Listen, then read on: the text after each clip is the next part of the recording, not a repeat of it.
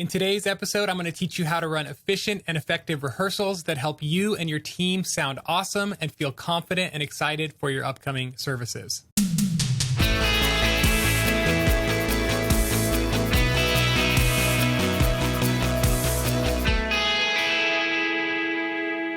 Hello, and welcome to another episode of the Worship Ministry Training Podcast, a monthly podcast for worship leaders and worship team members. My name is Alex Infiegin. I'm so glad you are here tuning in, investing in yourself, growing and developing, because when you get better, your team gets better, your church gets stronger, and your community is impacted by what you do, because what you do matters. So thanks for taking the time to invest in yourself. Thanks for trusting me to teach you. If you are a new listener, I would encourage you to go check out all of our 8 years worth of previous episodes. We have tons of episodes, and each episode is practical and on point and stays on one topic. So go dig through the topics that will be helpful to you in your ministry right now, and dive in and learn and grow and develop in those areas, and hopefully strengthen yourself and your team and your ministry.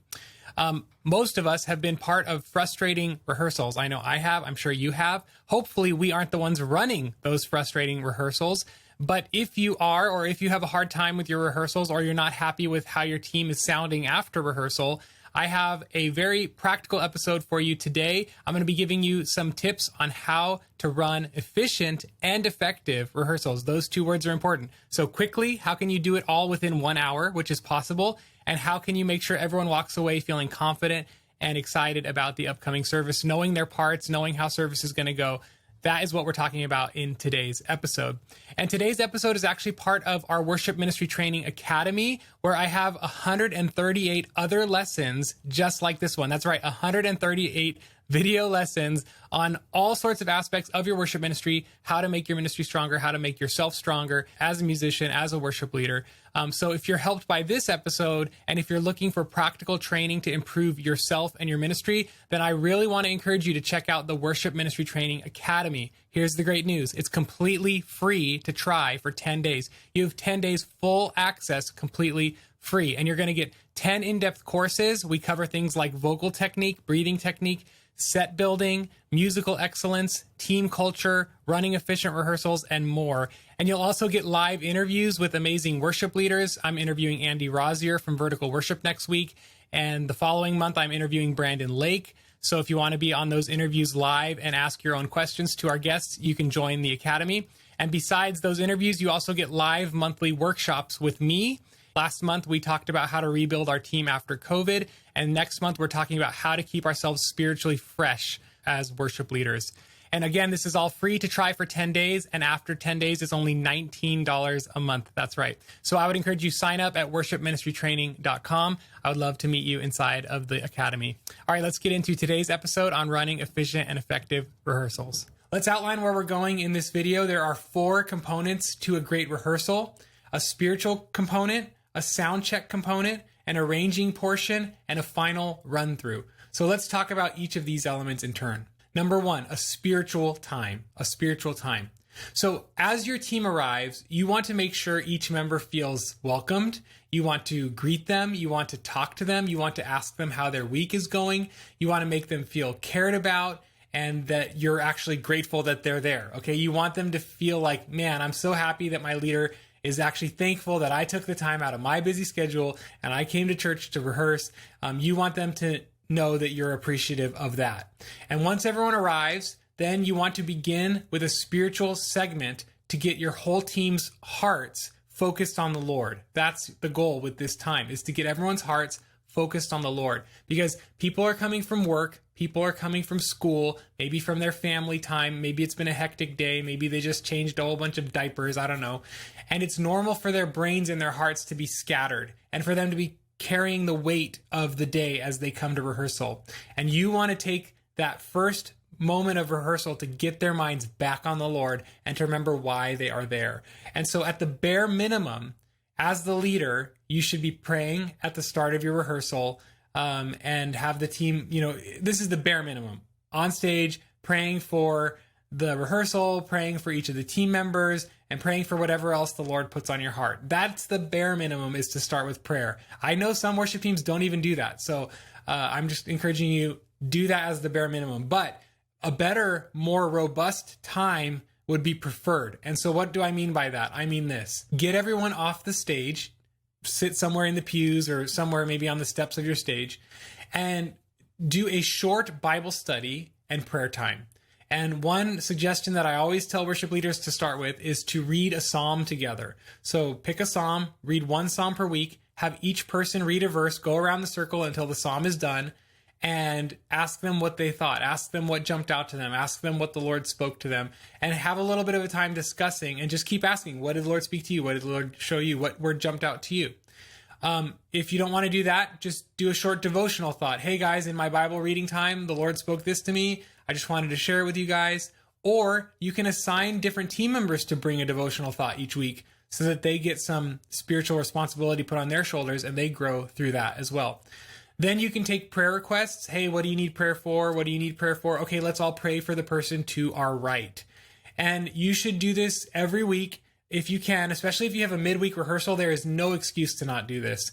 And it should take about 10 to 20 minutes tops, okay? You don't want to go too long because you do actually need to practice the songs, but you want to get your team's heart focused and centered on the Lord. So remember, we are not primarily worship leaders to make music. We're worship leaders to make disciples, and this is one way that you can do that. So start every rehearsal with a spiritual component.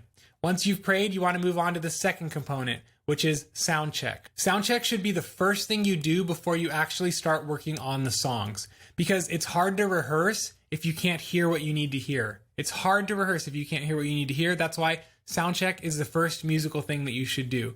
And this is going to look different for every church depending on the sound system you have, whether you have in-ears, whether you can control your own mix with a phone app or an iPad, whether you have to ask the guy from the soundboard, maybe you guys have wedges.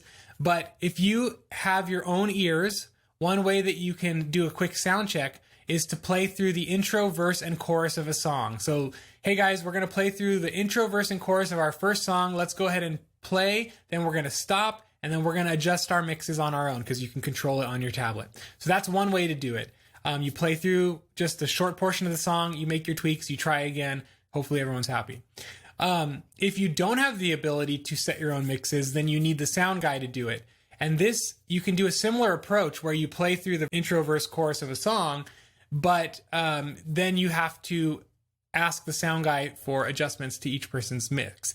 And the key to doing this is for you as the leader with the microphone to command this time. So you play through the 1, 2, 3 intro, verse, chorus. You play through that. Then you ask, hey, Mr. Drummer, what do you need? Okay, he needs this, this, this. Hey, Mr. Bass Player, what do you need? Okay, he needs this, this, this. Hey, Mrs. Singer, what do you need? She needs this, this, this. You command that time. You be the liaison between the band and the back of the room sound engineering team, okay? You command that time because otherwise it can get too sloppy. People are shouting from the back, shouting across from the stage to the back. That's no good, okay? So you ask everyone what they need, make the adjustments, and then play through that intro, verse, chorus again.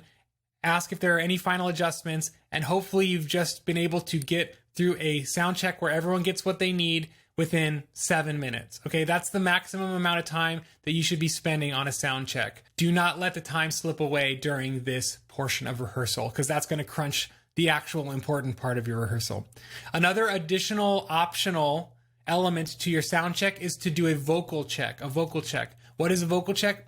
This is where you have the band loop through the chorus of a song over and over and over while your vocalists sing their harmonies at their loudest volume. So they repeat the chorus, you guys sing it over and over and over with the band playing, and the sound guy is sitting in the back. He turns up one fader, one vocalist at a time. He makes the EQ and compression adjustments that he needs to make, turns that vocalist down, turns the next vocalist up, and adjusts that one until he loops through all the vocalists, and then the band can land it and you guys are done and everyone's happy and all of your vocalists sound amazing and pristine and clear and beautiful, and it's going to be great. So that is one way that you can do a vocal check to improve the vocals of your team. Now, why do you do it with the full band behind you? Because you want all of the drums and everything in their vocal mics, because that's actually what is going to be coming out of the PA during a service. So you don't want to have it all isolated and quiet and make adjustments that are not actually going to reflect reality. So, okay, that's the sound check portion, sound check with vocal check. And once you're done with that, you're going to move into the third portion of our rehearsal, which is the arrangement portion, portion. And this is where you're working on each of the songs as a unit, as a standalone unit. You're working to make each song as good and as strong and as beautiful as it can be. You're not thinking about the whole set yet and the flow and you're just thinking about this song, start and stop, okay? And your job during this first portion of practicing the songs is to stick to one song until it sounds great.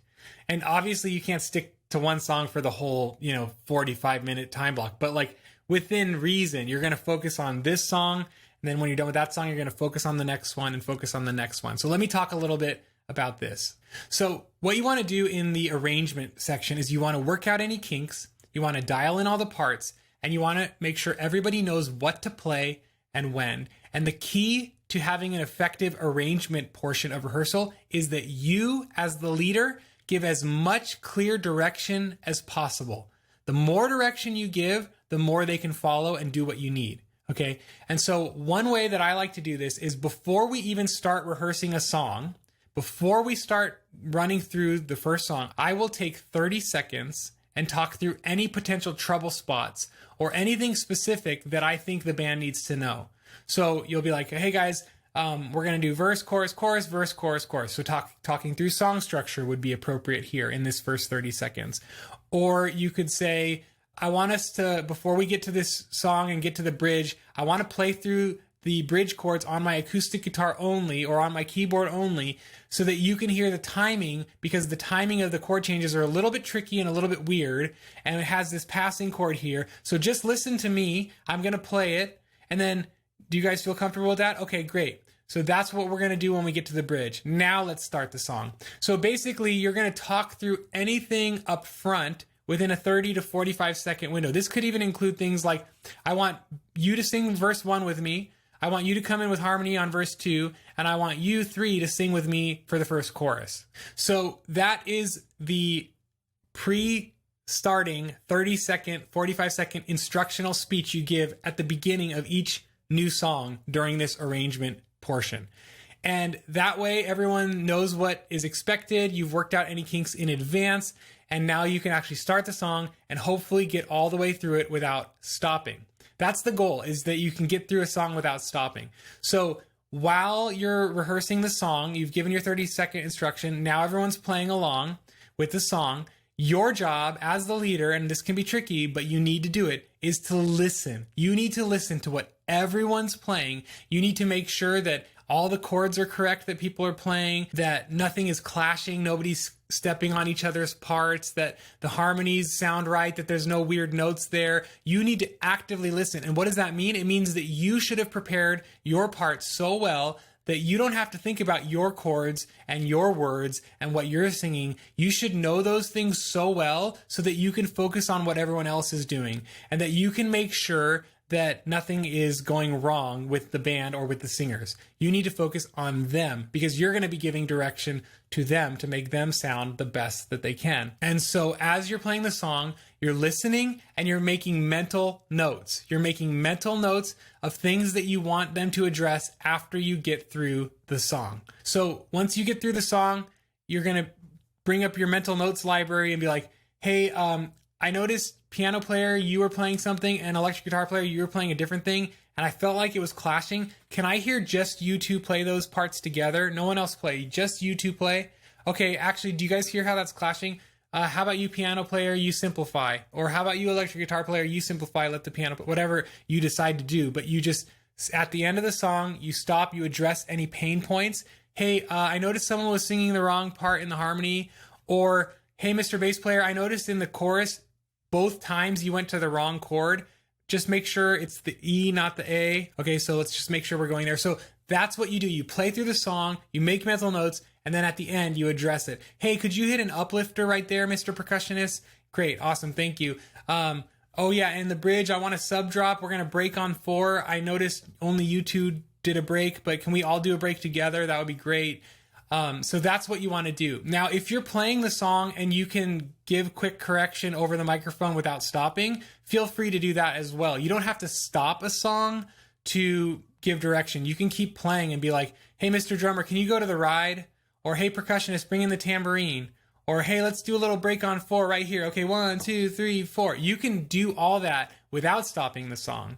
But anything that takes more explanation, that's where you want to make a mental note. When the song is done with your first pass through it, make the changes and do that. Again, you don't want to stop the song in the middle, but you do sometimes need to. You do need to stop the song sometimes and be like, whoa, guys, this is a hot mess. Like, hey, the rhythm is way off. Kick and bass, you guys are not playing the same rhythm pattern. Let's stop. Let's loop that chorus over and over and over until we get that rhythm right.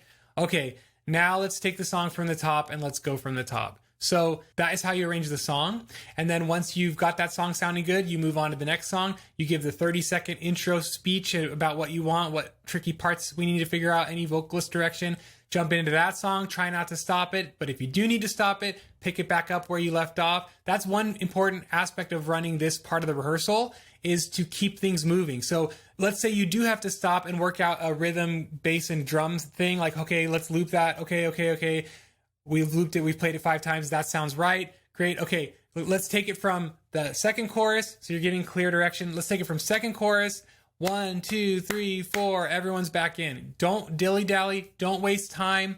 Just fix the mistake. Move things forward. Okay, you don't want to get stuck, and you don't want to dilly-dally, and you don't want to just let time dawdle away and drain away. And pretty soon you're like in a 2.5-hour rehearsal, and everyone wants to go home and be with their families. We've all been in those rehearsals. So keep things moving. Okay. One thing I'll say about this, during this arranging section of the rehearsal, make sure you're giving a lot of encouragement, a lot of positive feedback. Okay. You don't just want to ask for what you need. You don't want to just say, hey, that was wrong.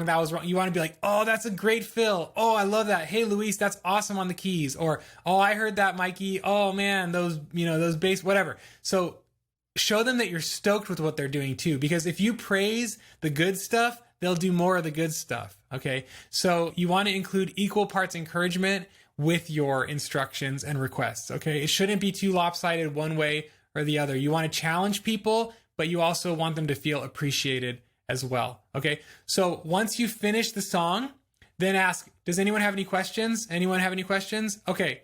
No questions. Let's go ahead and move into the next song. This song number 2, and then you give your 30-second spiel about what you want for the next song. And here's a really, really important little trick. Instead of jumping into the next song, go back to the outro of the previous song that you were just practicing, play the outro, land that song, and then start your next song. That little trick gives you an extra practice for the transition. It helps you feel how that transition is going to feel, and it gives the band a little bit of extra context for, okay, we're coming out of this song, we're going into this song. So before you jump into your next song, give your little 30-second spiel, go back to the outro of the previous song, play the outro, and then go into practicing and arranging your next song. Do this for all 4 songs in your set and follow this pattern. When you get to the last song of the set, you're done. Have everybody tune up, and you're going to move into your final portion of your rehearsal, which is your full run through. Your full run through is exactly what it sounds like. It is you running through the full song set as if it was rehearsal, meaning I'm going to talk here, I'm going to pray here, I'm going to have the pad here, we're going to delay starting this song, this girl's going to lead it. Like everything as if you were going to do the service, you're going to do it like that in this rehearsal, including praying. You don't have to actually say the full prayer, but like, let's say you get to the end of the second song and you plan to pray there. So you're just going to say, okay, here, I'm praying. Luis, keep playing, a little bit more on the guitar. I'm praying in Jesus' name. Amen. Okay. Song 4. Okay. So you want to run this full run through as if people were in the room, as if it was church service. You want to include every element that's going to happen in the real service in your final run through. You want to go from top to bottom as if it's the real thing, doing any sort of vocal cues. Like, if you're playing and you're like, sing it again, whatever you would say to your church, say it in rehearsal, because it's good to practice those things so that you don't trip on your words and do a funny vocal cue in the actual service. Do everything. And if you don't know what a vocal cue is, you can watch my Increasing Congregational Engagement course. But a vocal cue is when you say or sing something that helps the church feel encouraged to sing out more. Okay, so do everything like it's the real service and try not to stop unless there is a complete disaster, okay? And here's a really important little pro tip that could make a huge difference for you. If it's possible, record your full run through on a USB stick or on your soundboard and grab that file after rehearsal and send it to your team. Ask them to listen to it. Ask them to make any changes or adjustments. In fact, you can specify changes. If you listen to it first before you send it, you can say, hey guys, here's the MP3 from rehearsal. Mr. Bass Player, please change this. Don't play here. Mr. Drummer, too busy on that section. You can send notes there, and they can then make changes before the service and sound even better for the service. So that small pro tip of recording your final run through, sending it to your team with instructions, it's going to make your team so much better. So that's your fourth component, is your final run through. Once you finish that run through, ask your team, any questions from anyone? Any confusion about anything? Does everybody know what they're doing? Does anyone want to do anything one last time before we leave? And once you get all the negative answers, no, we're good, we're happy, we're feeling comfortable, then say, great, let's pray and send everyone home with some encouragements about how grateful you are for them, and just be super, super appreciative, because you can never encourage and appreciate people too much, okay? So those are the 4 components of a great rehearsal and how you can maximize each element. And the key to running an efficient and effective rehearsal is clarity, direction, and keeping things moving. Clarity, direction, and keeping things moving. You as the leader have to give clear direction, and you also have to keep the rehearsal on track. So don't get stuck too long on any one of these elements, okay? So you know that you've been successful in your rehearsal if everyone is leaving feeling confident, comfortable, and excited about the upcoming service. If people are feeling confident, comfortable, and excited about the upcoming service, you know you've done a good job leading rehearsal. But if people are flustered, frustrated, stressed, and unsure, then you need to keep working on your rehearsals. And don't worry, I know that you'll get better with time, and everything takes practice, including practicing. Just be sure to be a confident leader and to actually lead your team. And like I said, I do have a full mini course on rehearsals that you can check out in the course library. It goes into even greater detail than what I shared here. So check that out if you haven't. And in the next lesson or 2, I will put some video files of me actually running rehearsals at my church, so you can watch these principles in practice. Now, if you don't want to watch me lead rehearsal, that's fine. Just skip those 1 or 2 videos and go on to the next one. All right, I hope you were helped by today's episode. If you know someone who would find it helpful, please forward it on to them, send it on, text it on, email it on to them. Let's spread the love and let's encourage one another with these trainings. And be sure to check out worshipministrytraining.com to start your 10-day free trial and get access to in-depth courses, live monthly trainings, exclusive interviews, and personalized help from me and our supportive community. Hope to see you inside the Worship Ministry Training Academy. Otherwise, I'll see you next month for another helpful episode. God bless.